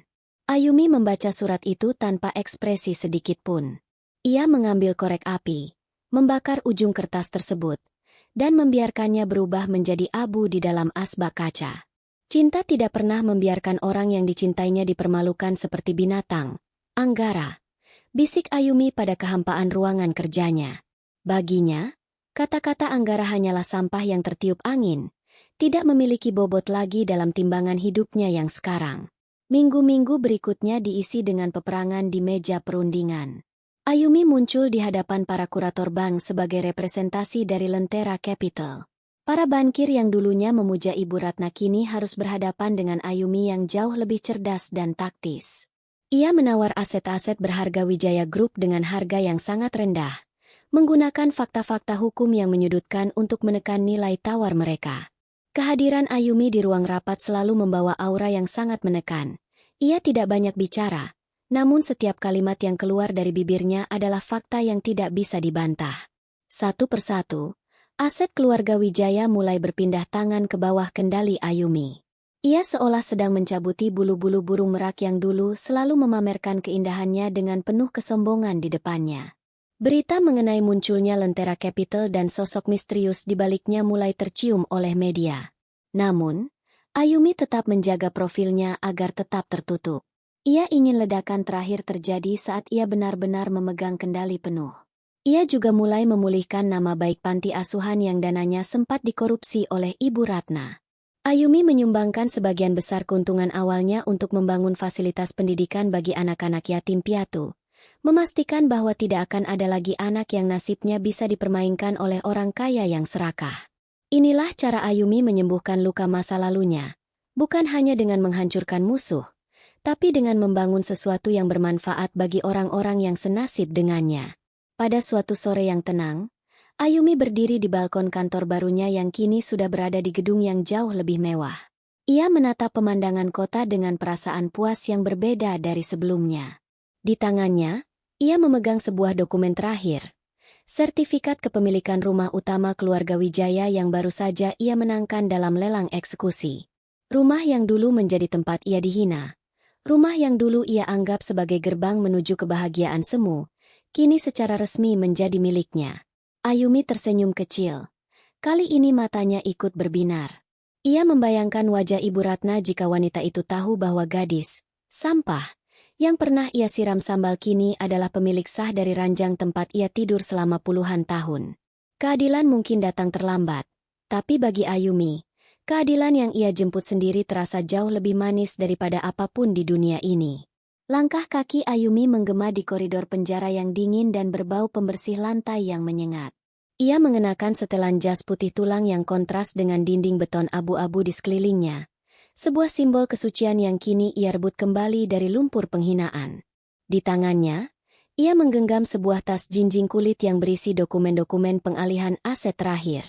Hari ini, ia datang bukan sebagai peminta ampun, melainkan sebagai pemilik sah dari sisa-sisa reruntuhan hidup keluarga Wijaya. Saat petugas sipir membukakan pintu besi ruang kunjungan, Ayumi melihat sosok wanita yang dulu ia takuti duduk di balik kaca pembatas. Ibu Ratna tampak jauh lebih tua 10 tahun dalam waktu singkat. Rambutnya yang dulu tertata rapi kini kusam, dan guratan kemarahan di wajahnya telah digantikan oleh cekungan keputusasaan yang dalam. Ratna mendongak. Matanya yang merah dan sembab seketika berkilat saat melihat Ayumi berdiri dengan keanggunan seorang ratu. Beraninya kamu menginjakan kaki di sini," desis Ratna. Suaranya parau dan bergetar karena emosi yang tertahan. Ayumi tidak membalas makian itu dengan kemarahan. Ia justru duduk perlahan, meletakkan tasnya di atas meja dengan gerakan yang sangat tenang. "Saya hanya ingin memastikan ibu tahu siapa yang membayar biaya pengacara ibu sekarang," ucap Ayumi dengan nada yang sangat datar. Ratna terbelalak. Ia meraih gagang telepon pembatas dengan kasar. "Apa maksudmu? Anggara yang mengurus semuanya," teriaknya melalui corong telepon. Ayumi tersenyum kecil, sebuah senyuman yang lebih dingin daripada es kutub. "Anggara tidak punya apa-apa lagi, Ibu. Bahkan jam tangan mewah yang ia pakai saat penangkapan pun sudah disita untuk menutupi utang bank. Saya adalah pemilik baru dari seluruh aset Wijaya Group, termasuk rumah utama yang Ibu banggakan itu," ungkap Ayumi. Ia melihat bagaimana wajah Ratna berubah menjadi pucat pasi. Mulutnya menganga tanpa mampu mengeluarkan kata-kata. Ayumi mengeluarkan selembar foto dari tasnya. Foto yang menunjukkan para pekerja sedang menurunkan papan nama besar keluarga Wijaya dari depan gerbang rumah mereka dan menggantinya dengan logo Lentera Capital. "Ibu pernah bilang saya adalah sampah yang dipungut dari jalanan. Sekarang, sampah inilah yang memegang kunci masa depan ibu di balik jeruji ini." Ratna mulai terisak, bukan karena penyesalan atas perbuatannya, melainkan karena hancurnya harga diri yang selama ini ia jaga lebih dari nyawanya sendiri. "Tolong, Ayumi, jangan lakukan ini pada Anggara. Dia mencintaimu, dia hanya menuruti perintahku," rintih Ratna, mencoba menggunakan kartu terakhirnya, cinta putranya. Namun, hati Ayumi sudah membeku sejak siraman sambal itu meresap ke dalam pori-porinya. Cinta tidak diam saat pasangannya diinjak-injak. "Ibu, Anggara bukan seorang pria. Dia hanyalah bayangan ibu yang ketakutan.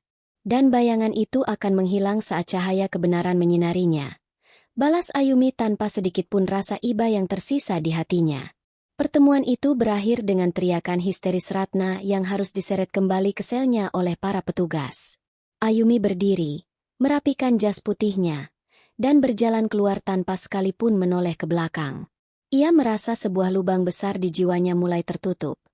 Namun ia tahu tugasnya belum benar-benar selesai. Ia harus menemui Anggara yang kini mendekam di sel sementara sambil menunggu persidangan lanjutan. Anggara duduk di pojok ruangan saat Ayumi datang. Pria itu tampak sangat berantakan. Matanya kosong menatap lantai. Saat menyadari kehadiran Ayumi, Anggara langsung bersimpuh di lantai yang kotor, mencoba meraih ujung sepatu Ayumi melalui celah jeruji besi. "Ayumi, maafkan aku mohon, keluarkan aku dari sini," tangis Anggara pecah. Ayumi memundurkan langkahnya, tidak membiarkan tangan yang dulu ia puja menyentuh kulitnya lagi. "Aku datang bukan untuk membebaskanmu, Anggara. Aku datang untuk memberikan ini." Ayumi melemparkan sebuah amplop coklat ke arah Anggara. Di dalamnya terdapat surat cerai resmi yang sudah ditandatangani oleh hakim melalui jalur khusus karena kasus pidana yang menjeratnya. "Mulai detik ini, kita adalah orang asing. Jangan pernah kirimkan surat atau pesan apapun lagi. Kamu akan menjalani masa hukumanmu, dan saat kamu keluar nanti, jangan pernah cari aku. Karena di dunia luar sana, namamu sudah mati bersama kesombongan ibumu," tegas Ayumi dengan suara yang menggema di seluruh lorong penjara. Anggara meratap, memanggil-manggil nama Ayumi hingga suaranya serak. Namun Ayumi terus berjalan menyusuri koridor panjang menuju pintu keluar. Cahaya matahari sore menyambutnya saat ia keluar dari gerbang penjara. Di sana, Baskoro sudah menunggu di samping mobil, menatap Ayumi dengan rasa hormat yang mendalam. Bagaimana rasanya, Ayumi? Apakah beban itu sudah hilang? Tanya Baskoro. Ayumi menatap langit yang berwarna jingga keunguan, menghirup udara bebas yang terasa sangat manis. Rasanya seperti baru saja terlahir kembali, Tuan. Tapi ini bukan akhir. Ini adalah awal dari kejayaan yang sesungguhnya. Saya tidak ingin dikenal sebagai korban keluarga Wijaya. Saya ingin dikenal sebagai wanita yang menaklukkan mereka, jawab Ayumi. Malam itu, Ayumi kembali ke rumah besar keluarga Wijaya yang kini sudah kosong dari kenangan pahit. Ia masuk ke dalam kamar utama, tempat dulu Ibu Ratna sering menghinanya saat ia datang berkunjung. Ayumi memerintahkan para pekerja untuk membuang semua furnitur lama dan menggantinya dengan gaya minimalis yang ia sukai. Ia berdiri di balkon kamar, menatap taman luas di bawah sana. Ia teringat bagaimana dulu ia sering berdiri di pojok taman itu, merasa kerdil dan tidak berarti. Sekarang, taman itu miliknya. Rumah itu miliknya. Dan yang paling penting, hidupnya kini miliknya sendiri secara utuh. Ayumi memejamkan mata, merasakan kedamaian yang belum pernah ia rasakan seumur hidupnya. Dendam telah ia tuntaskan, dan kini saatnya ia menulis bab baru dalam bukunya sendiri, bab di mana ia adalah sang ratu utama. 6 bulan berlalu sejak badai besar itu meluluh lantakkan nama besar keluarga Wijaya, dan kini Ayumi berdiri di puncak gedung pencakar langit yang menjadi kantor pusat Lentera Capital. Angin malam yang kencang menyapu rambut hitamnya yang kini dipotong pendek dengan gaya yang sangat modis dan elegan. Di depannya, hamparan lampu kota Jakarta berkelap-kelip seperti permata yang berserakan. Namun bagi Ayumi, pemandangan itu bukan lagi sekadar keindahan, melainkan peta kekuasaan yang telah ia taklukkan satu persatu. Ia menyesap teh chamomile hangat dari cangkir porselen tipis, merasakan ketenangan yang dulu hanya menjadi mimpi belaka saat ia masih menjadi gadis yatim piatu yang selalu menunduk ketakutan. Kabar terbaru dari pengadilan telah resmi keluar pagi tadi. Ibu Ratna divonis 10 tahun penjara atas kasus pencucian uang dan korupsi dana yayasan. Sementara Anggara dijatuhi hukuman 4 tahun karena terbukti membantu menyembunyikan aset-aset ilegal tersebut. Ayumi meletakkan cangkirnya saat sekretaris pribadinya masuk dengan langkah yang sangat sopan. Nyonya, semua berkas penyitaan aset terakhir di Singapura sudah selesai diproses. Sekarang, seluruh kekayaan yang pernah dimiliki keluarga Wijaya telah sepenuhnya berpindah ke bawah bendera Lentera Capital. Lapor sekretaris itu dengan nada penuh hormat. Ayumi mengangguk pelan. Ia merasa sebuah lingkaran besar dalam hidupnya baru saja tertutup dengan sempurna. Namun, kejutan terbesar hari ini bukan berasal dari pengadilan, melainkan sebuah amplop lusuh yang dititipkan oleh petugas penjara sore tadi. Amplop itu berisi surat dari Anggara. Namun kali ini bukan berisi permohonan maaf atau rayuan palsu. Di dalamnya hanya ada selembar foto lama mereka berdua saat awal berkenalan, dengan tulisan singkat di belakangnya. Kamu benar, aku tidak pernah pantas memilikimu. Ayumi menatap foto itu sejenak, melihat wajah dirinya yang dulu tampak begitu polos dan penuh harapan yang naif. Ia melihat Anggara yang tersenyum lebar. Pria yang dulu ia anggap sebagai pelabuhan terakhir namun ternyata hanyalah sebuah karang tajam yang hampir menghancurkan perahunya. Tanpa ada rasa benci, tanpa ada rasa rindu, Ayumi merobek foto itu menjadi serpihan-serpihan kecil dan membiarkannya jatuh ke dalam tempat sampah. Baginya, Anggara hanyalah sebuah pelajaran mahal yang telah membentuk dirinya menjadi wanita sekuat baja seperti sekarang. Ia tidak lagi butuh pengakuan dari pria itu, karena ia telah menemukan harga dirinya sendiri di tengah kobaran api penghinaan yang dulu membakarnya. Kebenaran bahwa ia kini jauh lebih berkuasa daripada mantan suaminya adalah kepuasan yang lebih dari cukup untuk menyembuhkan luka lamanya. Baskoro datang beberapa saat kemudian, membawa sebotol sampanye mahal untuk merayakan keberhasilan akuisisi terakhir mereka. Kamu tampak berbeda malam ini, Ayumi. Lebih tenang, lebih lengkap, ujar Baskoro sambil menuangkan minuman ke dalam gelas kristal. Ayumi menerima gelas itu dan menatap pantulan dirinya di permukaan cairan yang berbuih. Saya baru saja membuang sisa terakhir dari masa lalu saya, Tuan Baskoro. Sekarang saya sadar bahwa membalas dendam bukan hanya tentang membuat mereka menderita, tapi tentang membuktikan bahwa saya bisa hidup jauh lebih baik tanpa bayang-bayang mereka. Jawab Ayumi dengan bijak. Baskoro tertawa kecil. Ia merasa bangga telah menjadi bagian dari perjalanan transformasi gadis luar biasa di depannya ini. Mereka bersulang di bawah naungan langit malam, menandai berakhirnya era kegelapan dan dimulainya masa keemasan Ayumi. Namun, di tengah kemenangannya, Ayumi tidak lupa pada asal-usulnya. Ia menghabiskan sebagian besar waktunya minggu ini untuk meresmikan Yayasan Ayumi, sebuah lembaga beasiswa dan perlindungan hukum bagi anak-anak yatim piatu yang sering menjadi korban ketidakadilan. Ia ingin memastikan bahwa tidak akan ada lagi Ayumi lain yang harus berdiri bersimpuh dan disiram sambal hanya karena mereka tidak memiliki orang tua untuk membela mereka. Ia memberikan akses pendidikan terbaik dan pendampingan psikologis bagi mereka yang terluka oleh kejamnya dunia. Saat ia mengunjungi panti asuhan tempatnya dulu dibesarkan, anak-anak di sana menyambutnya sebagai pahlawan, seorang kakak yang membuktikan bahwa nasib buruk di awal hidup bukanlah penentu akhir cerita seseorang. Di sana, Ayumi merasakan kebahagiaan yang jauh lebih murni daripada saat ia melihat saham perusahaannya naik tajam di bursa efek. Malam semakin larut saat Ayumi kembali ke rumah besarnya, rumah yang dulu milik keluarga Wijaya. Ia berjalan melewati ruang tamu tempat prosesi sungkeman yang tragis itu pernah terjadi. Sekarang, ruangan itu telah diubah menjadi galeri seni yang dipenuhi lukisan-lukisan kontemporer yang penuh warna dan energi. Tidak ada lagi bau sambal yang menyengat. Tidak ada lagi aura kebencian yang menyesakkan. Yang ada hanyalah keheningan yang damai dan wangi aroma terapi lavender yang menenangkan saraf-sarafnya. Ayumi naik ke lantai atas, menuju kamar pribadinya yang luas. Ia melepas blazernya dan duduk di tepi tempat tidur, menatap cermin rias yang dulu pernah menjadi saksi bisu air matanya. Wajah yang terpantul di sana kini adalah wajah seorang pemenang. Seorang wanita yang telah berhasil menjemput takdirnya sendiri dengan tangan terbuka. Ia teringat kata-kata Ibu Ratna yang menyebutnya sebagai sampah jalanan. Ayumi tersenyum kecil sambil mengusap bekas luka tipis di pipinya yang kini hampir tidak terlihat tertutup riasan. Luka itu akan selalu ada sebagai pengingat, bukan sebagai aib. Ia bangga pada setiap goresan di hatinya, karena goresan itulah yang membuatnya memiliki karakter yang kuat. Ia telah membuktikan bahwa Intan hanya akan terbentuk di bawah tekanan yang luar biasa besar. Ayumi menarik napas dalam-dalam, merasakan udara bersih memenuhi paru-parunya. Besok adalah hari baru, hari di mana ia akan terus membangun mimpinya, hari di mana ia akan terus memberikan pengaruh positif bagi dunia di sekitarnya.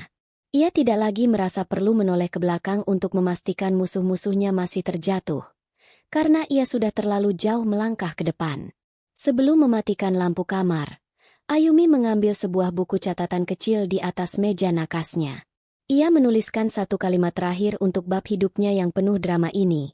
Kekecewaan adalah pupuk terbaik bagi pertumbuhan jiwa yang tangguh. Ia menutup buku itu dengan mantap, mematikan lampu, dan membiarkan dirinya terlelap dalam tidur yang paling nyenyak sepanjang hidupnya. Tidak ada lagi mimpi buruk tentang siraman sambal merah. Tidak ada lagi bayangan wajah angkuh Ibu Ratna yang menghantuinya. Yang ada hanyalah mimpi-mimpi tentang masa depan yang gemilang, tentang kesuksesan yang ia raih dengan integritas, dan tentang cinta baru yang mungkin suatu hari nanti akan datang menyapanya dengan cara yang jauh lebih terhormat dan tulus. Ayumi telah benar-benar merdeka dari penjara masa lalunya. Cahaya matahari pagi menyelinap masuk melalui jendela besar yang menghadap langsung ke arah taman pusat kota, menyinari medali penghargaan yang baru saja diterima Ayumi atas kontribusi sosialnya. Hari ini adalah tepat 1 tahun sejak kejadian di aula pernikahan yang mengubah seluruh garis takdirnya. Ayumi berdiri di depan cermin, namun kali ini ia tidak mengenakan gaun pengantin sutra yang rapuh, melainkan setelan jas formal berwarna krem yang memancarkan aura otoritas dan kemandirian. Luka bakar di pipinya kini benar-benar telah sirna, digantikan oleh kulit yang sehat dan sorot mata yang penuh dengan kedamaian jiwa. Ia tidak lagi melihat bayangan gadis yatim piatu yang malang di cermin itu, melainkan sosok wanita tangguh yang telah berhasil menaklukkan badai paling mengerikan dalam hidupnya dengan tangan dingin dan kepala tegak. Ponselnya bergetar di atas meja kerja, menampilkan notifikasi berita singkat mengenai kondisi terkini Ibu Ratna di dalam lembaga pemasyarakatan. Kabarnya, wanita yang dulu sangat angkuh itu kini sering terlihat termenung menyapu lantai penjara, kehilangan seluruh kewibawaan dan harta bendanya yang telah disita negara. Sementara itu, Anggara dikabarkan mulai beradaptasi dengan kehidupan keras di balik jeruji, mencoba belajar pertukangan untuk mengisi hari-harinya yang sepi. Ayumi membaca berita itu tanpa sedikit pun rasa dendam atau kepuasan yang meledak-ledak. Baginya, keadilan telah ditegakkan oleh waktu dan hukum, dan ia tidak perlu lagi mengotori tangannya dengan kebencian yang hanya akan menghambat langkahnya menuju masa depan yang lebih cerah dan bermakna.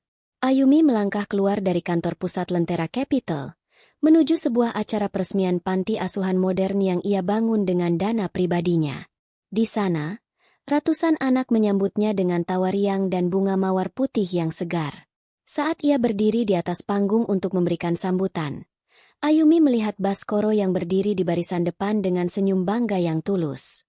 Tidak ada lagi kontrak bisnis yang kaku di antara mereka. Yang tersisa hanyalah rasa hormat antara dua profesional yang telah melewati masa-masa sulit bersama. Ayumi menarik napas panjang, menghirup aroma udara bebas yang tidak lagi berbau cabai atau minyak panas. Ia berbicara dengan suara yang lembut namun penuh tenaga, memberikan inspirasi kepada anak-anak tersebut bahwa nasib mereka ada di tangan mereka sendiri, bukan di tangan orang-orang yang mencoba merendahkan mereka. Setelah acara selesai, Ayumi berjalan sendirian menyusuri selasar panti asuhan yang asri itu. Ia berhenti di depan sebuah kolam ikan kecil, menatap pantulan dirinya di permukaan air yang jernih. Ia teringat betapa hancurnya ia saat disiram sambal di depan ratusan tamu undangan, betapa perihnya rasa malu yang harus ia tanggung saat itu. Namun sekarang, ia menyadari bahwa siraman sambal itu adalah baptisan api yang membakar habis kelemahannya dan menyisakan kekuatan murni di dalam dirinya. Tanpa penghinaan itu, ia mungkin masih menjadi istri yang tertindas di bawah ketiak ibu mertua yang kejam. Kesakitan itu adalah kunci yang membuka pintu kebebasannya, dan ia telah menggunakan kunci itu dengan sangat bijaksana untuk membangun kerajaan bisnis yang kini disegani oleh banyak orang.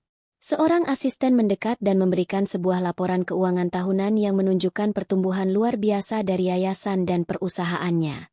Ayumi menandatangani dokumen itu dengan goresan pena yang mantap, sebuah tanda tangan yang kini memiliki nilai miliaran rupiah dan pengaruh besar di pasar modal.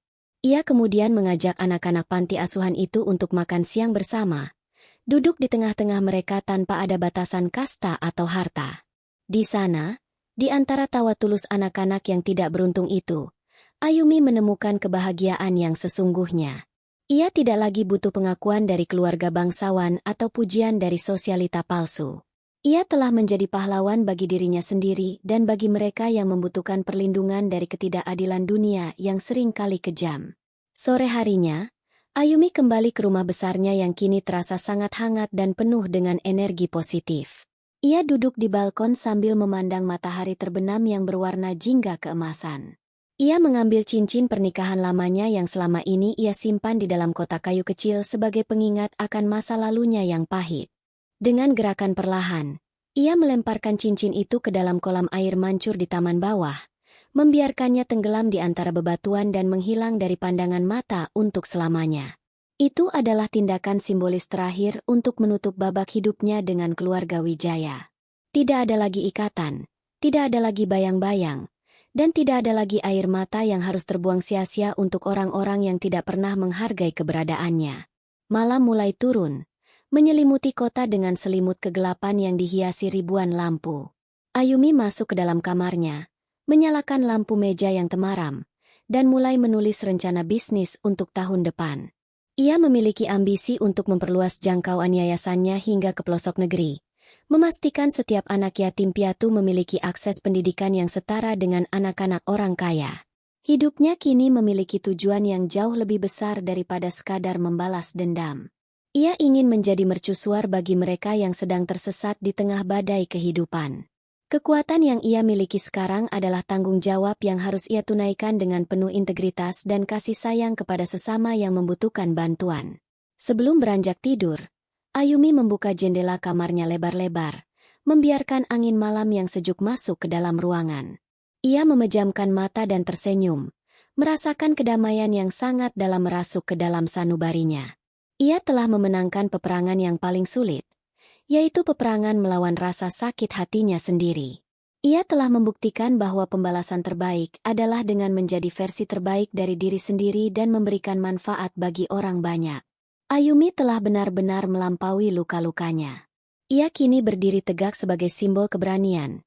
Seorang pengantin yang pernah dibuang namun kini kembali sebagai ratu yang berdaulat atas hidupnya sendiri. Di bawah naungan bintang-bintang, Ayumi akhirnya menemukan arti sejati dari sebuah kemenangan yang abadi.